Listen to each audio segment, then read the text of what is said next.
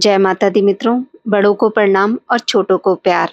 हिंदू धर्म में अमावस्या के दिन गंगा स्नान और दान पुण्य करना शुभ फल देने वाला माना गया है। ज्येष्ठ अमावस्या के दिन गंगा स्नान जरूर करना चाहिए। अगर आप तीर्थ स्थल जाने में असमर्थ हैं तो घर में ही स्नान के पानी में गंगा जल डालकर स्नान करना चाहिए और सूर्य देव को अर्घ्य देकर पितरों का तर्पण करना चाहिए। इसके बाद किसी ब्राह्मण को भोजन और जरूरतमंद को दान करना चाहिए। अमावस्या के दिन कई धार्मिक तीर्थ स्थलों पर बड़े बड़े मेलों का आयोजन भी किया जाता है। जो कोई भी व्यक्ति सच्चे मन से ज्येष्ठ अमावस्या का व्रत रखता है उस पर भगवान की विशेष कृपा हमेशा बनी रहती है। इसके अलावा ऐसा व्यक्ति स्वस्थ शरीर और निरोग काया भी प्राप्त करता है। कुछ ऐसे काम हैं जो हमें ज्येष्ठ अमावस्या के दिन जरूर करने चाहिए। ज्येष्ठ अमावस्या के दिन दान का विशेष महत्व है। ऐसे में इस दिन गेहूं, मूंग, दाल, तिल, जौ और चावल का दान जरूर करें। इन चीजों का दान करने से पितरों का आशीर्वाद प्राप्त होता है। मान्यताओं के अनुसार ज्येष्ठ अमावस्या के दिन भगवान शनिदेव का जन्म हुआ था, तो इस दिन शनि जयंती भी मनाई जाती है। ऐसे में शनिदेव की पूजा अवश्य करें। शनिदेव की उपासना करने से जातक को साढ़े साती और शनिदेव की ढैया से मुक्ति मिलती है। अगर संभव हो तो अमावस्या के दिन गंगा नदी में स्नान अवश्य करें। कहते हैं कि अमावस्या के दिन गंगा स्नान करने से व्यक्ति को उसके पापों से मुक्ति मिलती है। कुछ ऐसे काम हैं जो हमें अमावस्या के दिन भूलकर भी नहीं करने चाहिए। अमावस्या के दिन मांसाहार भोजन और मदिरा का सेवन नहीं करना चाहिए। अमावस्या के दिन बड़े बुजुर्ग और किसी जरूरतमंद व्यक्ति का अपमान ना करें। अमावस्या के दिन ब्रह्मचर्य का पालन करना चाहिए। साल 2024 में ज्येष्ठ अमावस्या 6 जून दिन गुरुवार को मनाई जाएगी। अमावस्या तिथि प्रारंभ होगी 5 जून को रात 7:54 पर। अमावस्या तिथि समाप्त होगी 6 जून को शाम 6:07 पर। ज्येष्ठ अमावस्या की कथा। बहुत समय पहले की बात है। एक गरीब ब्राह्मण परिवार था। उस परिवार में पति पत्नी के अलावा उनकी एक पुत्री भी थी। वह पुत्री धीरे धीरे बड़ी होने लगी। उस पुत्री में समय और बढ़ती उम्र के सभी स्त्रियोचित गुणों का विकास हो रहा था। वह लड़की सुंदर, संस्कारवान एवं गुणवान थी, किंतु गरीब होने के कारण उसका विवाह नहीं हो पा रहा था। एक दिन उस ब्राह्मण के घर एक साधु महाराज पधारे। वो उस कन्या के सेवा भाव से काफी प्रसन्न हुए।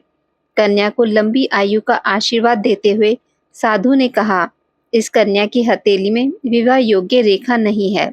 तब ब्राह्मण दंपत्ति ने साधु महाराज से इसका उपाय पूछा कि कन्या ऐसा क्या करे कि उसके हाथ में विवाह का योग बने।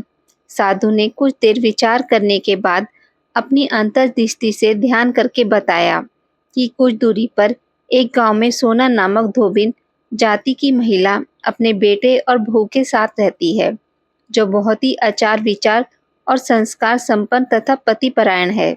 यह कन्या उसकी सेवा करे और वह महिला इसकी शादी में अपनी मांग का सिंदूर लगा दे। उसके बाद कन्या के विवाह का वैध योग मिट सकता है। साधु ने यह भी बताया कि वह महिला कहीं आती जाती नहीं है। यह बात सुनकर ब्राह्मणी ने अपनी बेटी से धोबिन की सेवा करने की बात कही। अगले दिन कन्या प्रातःकाल ही उठकर सोना धोबिन के घर जाकर साफ सफाई और अन्य सारे काम करके अपने घर वापस आ जाती है। एक दिन सोना धोबिन अपनी बहू से पूछती है कि तुम तो सुबह उठकर सारे काम कर लेती हो और पता भी नहीं चलता। बहू ने कहा, माँ जी, मैंने तो सोचा कि आप ही सुबह उठकर सारे काम खुद ही खत्म कर लेती हैं। मैं तो देर से उठती हूँ। इस पर दोनों सास बहू निगरानी करने लगी कि कौन है जो सुबह ही घर का सारा काम करके चला जाता है। कई दिनों के बाद धोबी ने देखा कि एक कन्या अंधेरे घर में आती है और सारे काम करने के बाद चली जाती है। जब वह जाने लगी तो सोना धोबिन उसके पैरों पर गिर पड़ी। पूछने लगी, आप कौन हैं और इस तरह छुपकर मेरे घर की चाकरी क्यों करती हैं? तब कन्या ने साधु द्वारा कही गई सारी बात बताई। सोना धोबिन पतिपरायण थी, उसमें तेज था, वह तैयार हो गई। सोना धोबिन के पति थोड़ा अस्वस्थ थे। उसने अपनी बहू से अपने लौट आने तक घर पर ही रहने को कहा। सोना धोबी ने जैसे ही अपनी मांग का सिंदूर उस कन्या की मांग में लगाया, उसका पति मर गया। उसे इस बात का पता चल गया। वह घर से निर्जला ही चली थी, यह सोचकर कि रास्ते में कहीं पीपल का पेड़ मिलेगा तो उसे भंवरी देकर और उसकी परिक्रमा करके ही जल ग्रहण करेगी। उस दिन अमावस्या थी।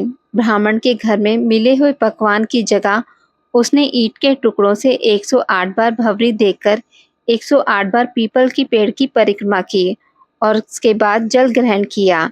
ऐसा करते ही उसके पति के मुर्दा शरीर में वापस से जान आ गई। धोबिन का पति वापस जीवित हो उठा। आज की इस वीडियो में बस इतना ही।